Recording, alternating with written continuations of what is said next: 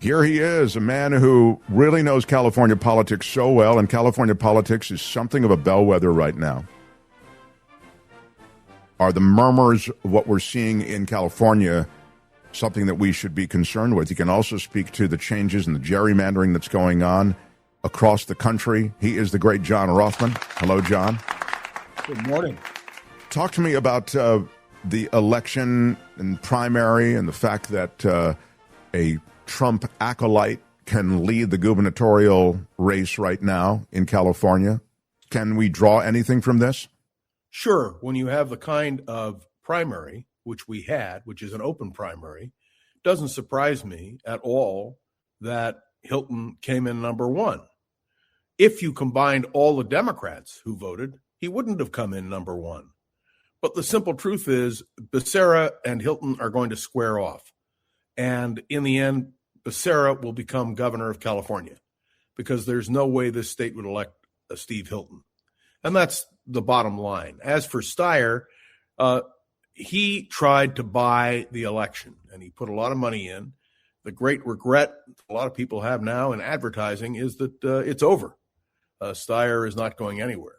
So I don't understand why he didn't advertise on your show. It would have solved all of your problems. I would have welcomed it because he's an environmentalist, as am I, and I think that basically California needs some advocates when it comes to the environment. But that was sort of his single issue, and as usual, environment doesn't carry the day, and I don't think it really didn't cut through, did it? No, and he doesn't cut through. I mean, I listened to something he did on PBS, in which there was a real interrogation.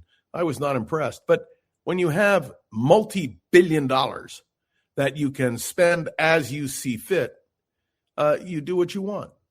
But in the end... But, I know that's said, and you even said it here, that he tried to buy the election.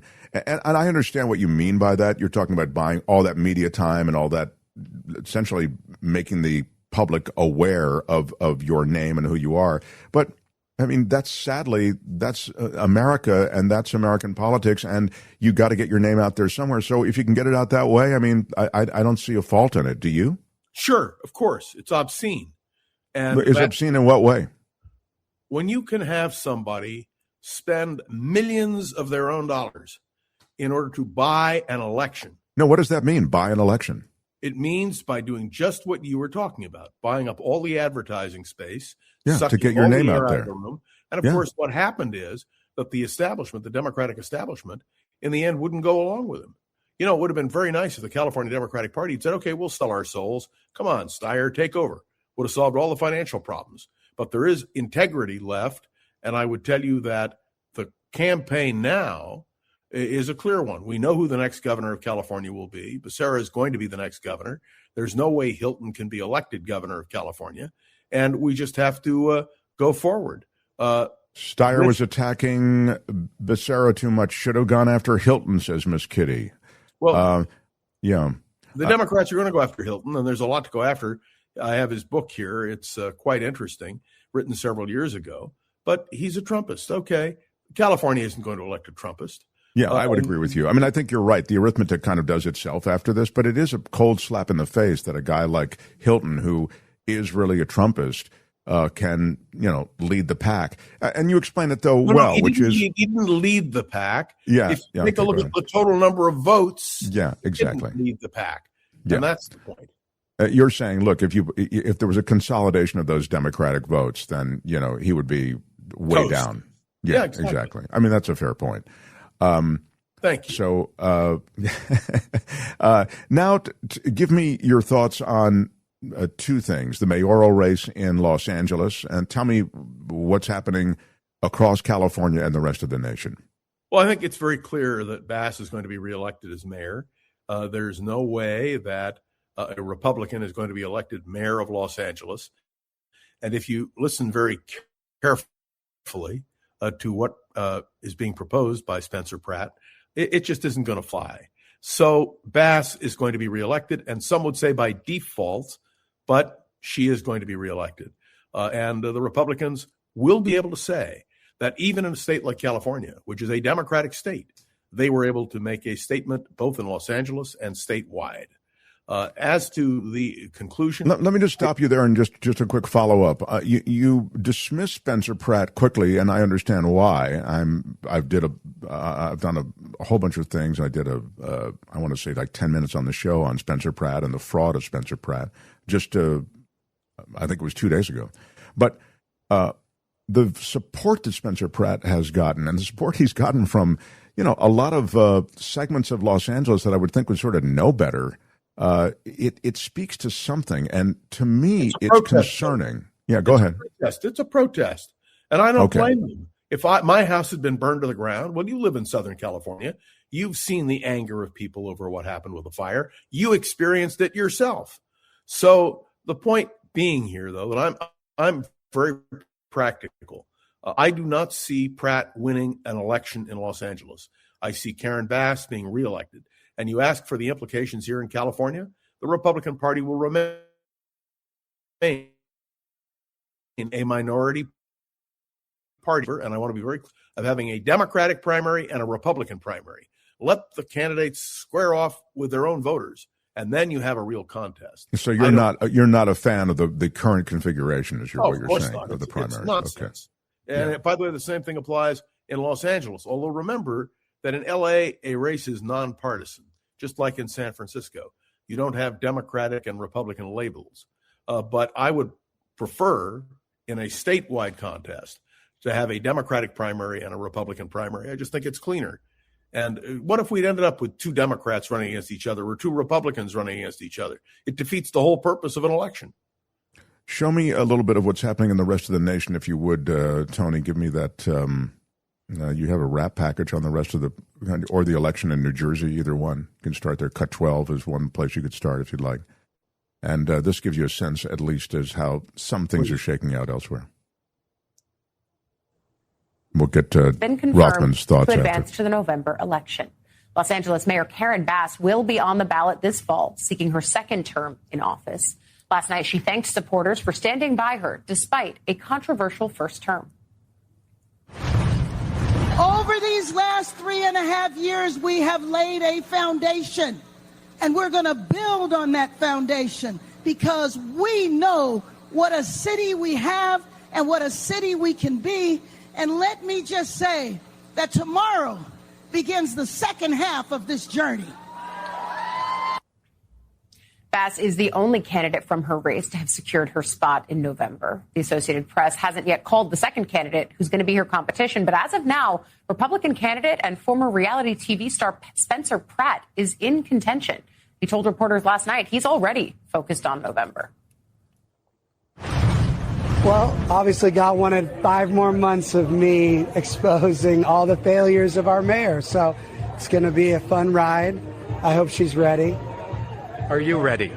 I mean, I was born for this, clearly. Got in this because as a citizen, I felt like my city failed myself, my neighbors, my family. And when I got on this mission now, I look around and the city's failing most of Los Angeles. That's the mayoral. Meanwhile, no winners have been called in the race to replace term-limited Governor Gavin Newsom. Yeah, we've talked about that. So, before I move on from this, I think there is something in this election of Karen Bass, or at least her winning in this primary. And it's not associated with Karen Bass, although on some level, the fact that she has such tepid support in Los Angeles is a reflection of her policies, and I do think she has to own a bit of her absence during the Palisades conflagration. But really more to the point, I want to get your thoughts on Spencer Pratt and this new brand of politician, somebody who speaks well, speaks authentically. Okay, John, this is the thing that people liked about Trump. He seems authentic. He is obviously inept. He is incompetent. He's all of these things that I think Pratt is also.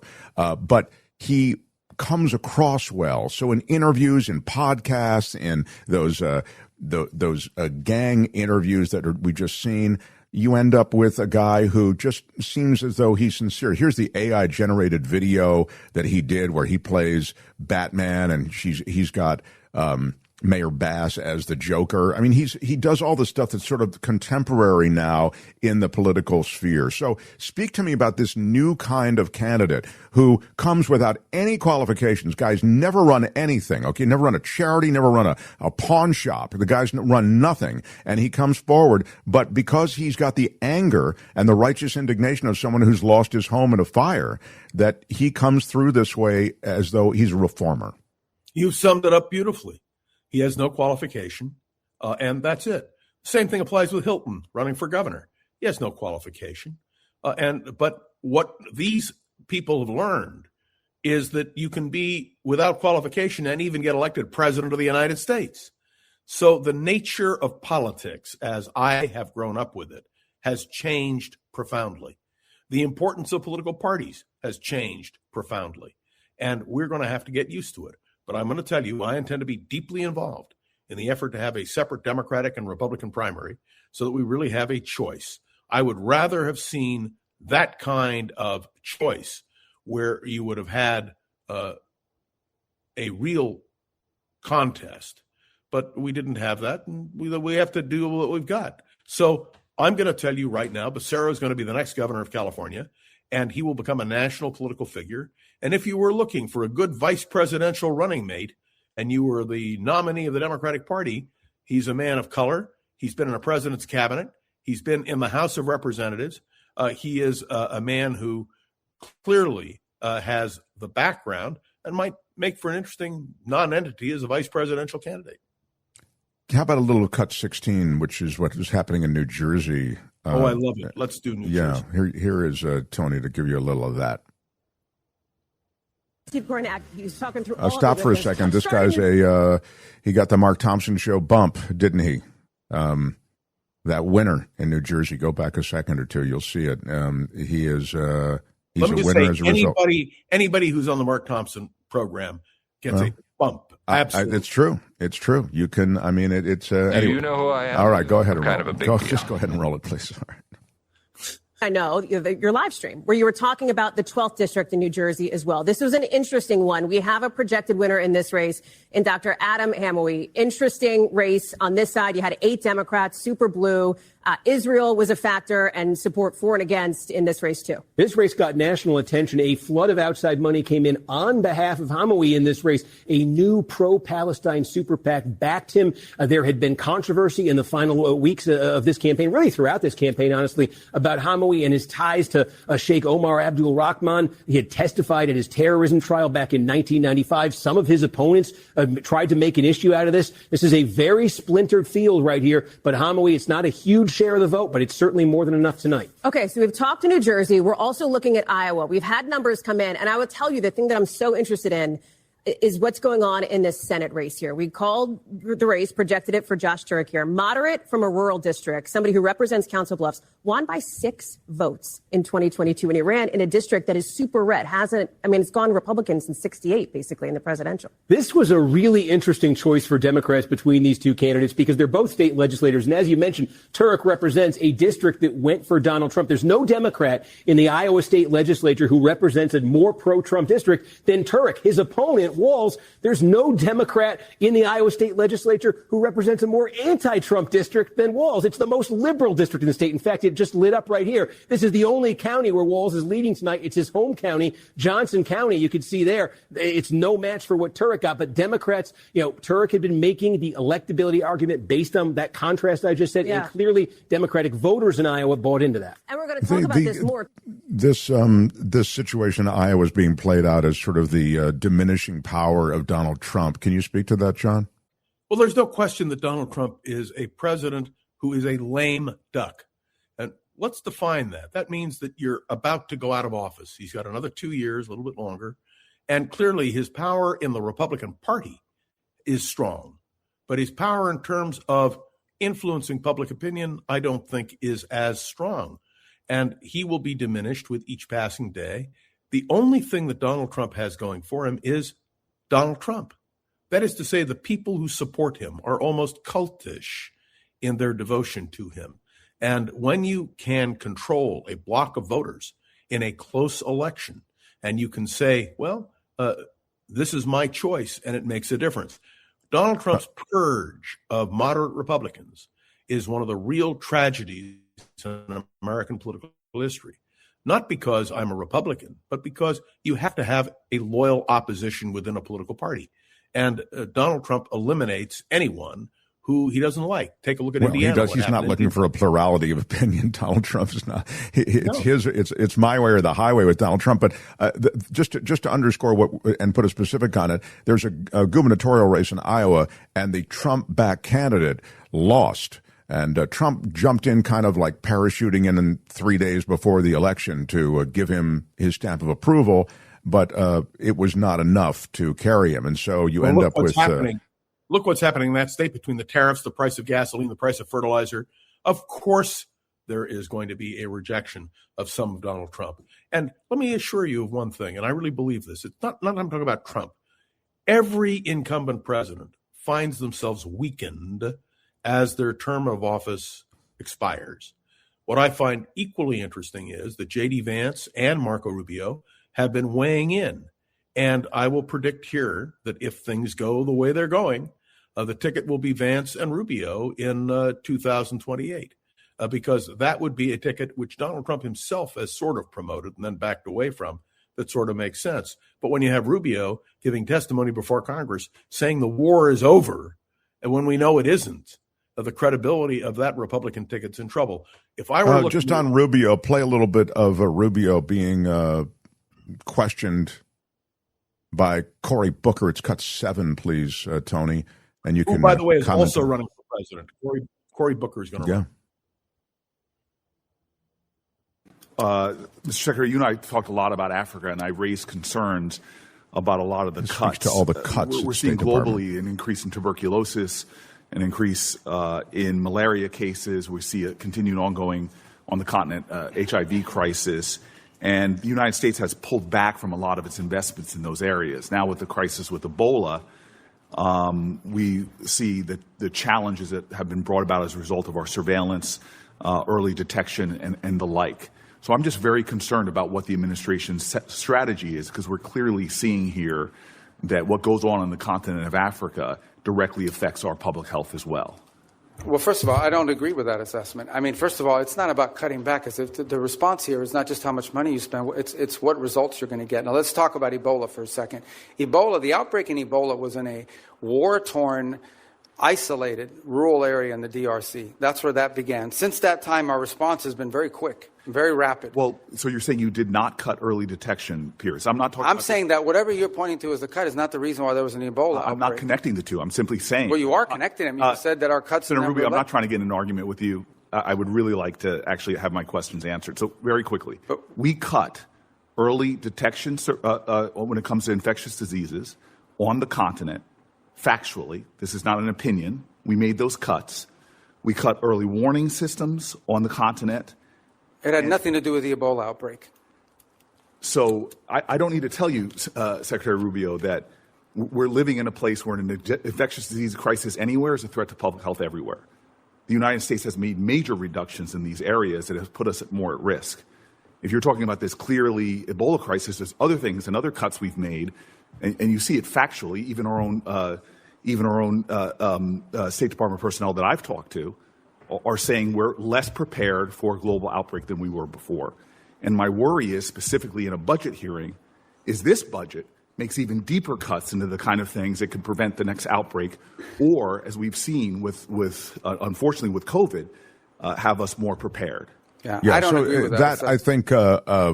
I think that does state it. I mean, as you know, they've just taken a meat cleaver to the State Department, John. They've cut the budgets there by almost 50%. The CDC. Take a look at the CDC. Take a look at what they've done to FEMA. Take a look at what they've done to AID. I mean, can you imagine an administration making the kind of cuts they've made in terms of our international support?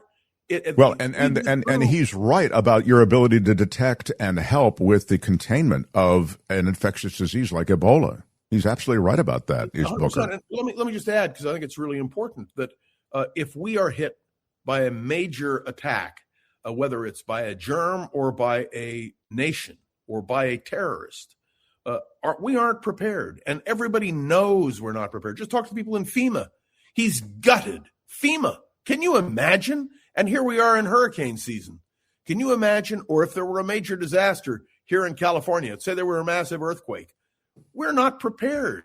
We have, John, we have a huge UFC fight that will be right there on the White House lawn, and that has to be pretty exciting for you. And I know, but based on the harshness with which you've treated this administration, I don't know that you're going to get tickets. I think you maybe have. What? I'm just saying John may have a tougher time than others. May I say, were that true, I would be honored, and particularly if you were supposed to be sitting next to me. Tony, Brother Rothman may be interested in the fact that the UFC structure there on the White House lawn may stay after Donald Trump's UFC fight celebrating his birthday is over. Play that cut for us, if you would, please, Tony. This is the president. Paris, France, the Eiffel Tower, 1889 it was built. It was supposed to be taken down immediately after the World's Fair. And then they said, we sort of like it. Let's leave it up a little bit longer. And then they said, let's leave it up longer and longer and longer. Well, they never took it down. And, we're building something in front of the White House that's quite attractive to a lot of people. It's going to have the big UFC fight on June 14th. And I'm looking at it, and maybe we'll never, ever take it down. Well, there you go, John. It'll be nice, even if you miss the fight. Does that mean instead of our verbal argument, we can go to the White House lawn and have a real wrestling match between settle it out in the octagon? That's exactly right. But, I point out we have in San Francisco, as you know, the Palace of Fine Arts, which is the only remaining structure from the fair held here in 1914, 1915. So I understand everything, but I do want to comment and make clear we understand this. The Republicans yesterday in Congress killed the ballroom, at least in terms of getting any federal subsidy. This, to me, is very, very encouraging. I don't want to leave my weighing because I can never live in the world of optimism. I must, again, though, bring your attention to the cloak of immunity that has been extended to Trump, the Trump family, and Trump businesses forever, so they will never be subject to any IRS audit. It is outrageous in the extreme. I agree with you, and there is a move now in Congress, bipartisan, Democrats and Republicans, not to permit that to go through. I sure as heck hope that happens. Exactly. Well, good for you. John Rothman and I agree on that. Now, John, before I let you go, I want you to give me a quick moment about Iran, because what's happened in Iran is that the Iranians have now opened fire, as they have on Kuwait, threatened to do, on some of these Gulf countries that initially were involved in these conflicts when the whole thing broke out. Speak to that. I'm talking about Kuwait, the Emiratis, Bahrain, et cetera. I know that you listen to my podcast, Around the Political World with John Rothman, religiously every day. And you will note that what is now being highlighted on YouTube is the fact that there is no ceasefire. It's the biggest nonsense I've ever heard. And for Marco Rubio to say publicly before the Congress that there is no war, the war is over, is just horse manure. And so this to me also is shocking. But it doesn't surprise me. This is the way Donald Trump operates, whether it's in Venezuela or in Iran or anywhere else in the world. So my sense, and one of the reasons I wanted to just throw in my thoughts on CBS, the destruction of CBS News and the destruction of 60 Minutes is an indication of the fact that you and I are going to have to work a lot harder. We're going to have our staff work a lot harder to get us the stories that we need to deal with, because the attempt by this administration to destroy the media and to limit what can be said or done, and Paley's observation, which intrigued me, that he was being told what members of Congress, what politicians should be used on broadcasts.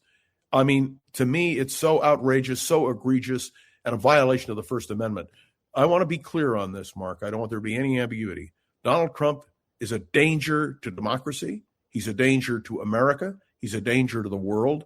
And I'm willing to say that publicly. And if I'd been sitting in the meeting with Scott Pelley, with Barry Weiss and the other executives at CBS, I would have done just what he did. I don't think it's grandstanding at all. I think it's telling it like it is. Well, I mean, I think he was telling it like it is, but I'm just saying that the dismissal of Scott Pelley is sort of almost a rounding error compared to what they're doing with the rest of CBS News and 60 Minutes. I agree. We have no argument, but it's all disgraceful. Yeah. With that, I love it when John gets wound up. The righteous indignation of John Rothman is one of my favorite things. Although you're absolutely right, my friend. I don't mean to undercut it at all. Yeah. On Around the Political World with John Rothman. And yes, if you live in Northern California, you can tune in to the voice of San Francisco and beyond. Because there you go. John Rothman, everybody. Thanks, John. If you like the show, please take a moment to rate, review, and subscribe. It really does help the show to grow. Thank you for listening.